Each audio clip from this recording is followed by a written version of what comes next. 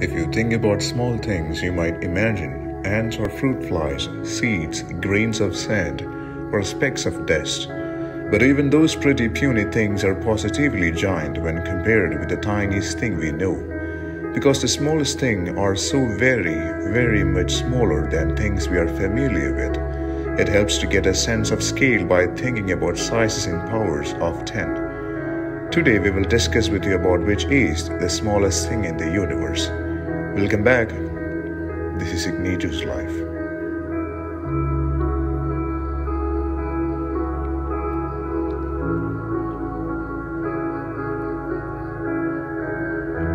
The ancient Greeks originally thought atoms were indivisible. But we now know that atoms are made up of still smaller things. Protons and neutrons make up the core, or nucleus, while teeny electrons cloud about the nucleus. Protons and neutrons can be further broken down. They are both made up of things called quarks.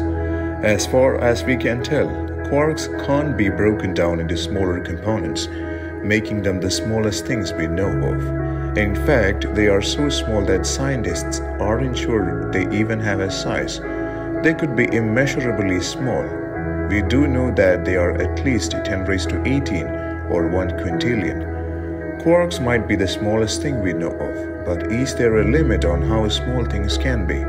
Our current theories break down at a scale called the Planck length, which is 100 quintillion times smaller than that size of a proton. To go smaller than this, we would need entirely different physics theories.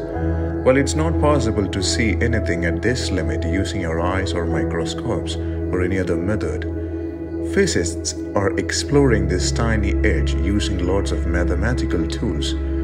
Quarks are particles that are not only hard to see but pretty much impossible to measure. These teensy tiny particles are the basis of subatomic particles called hadrons.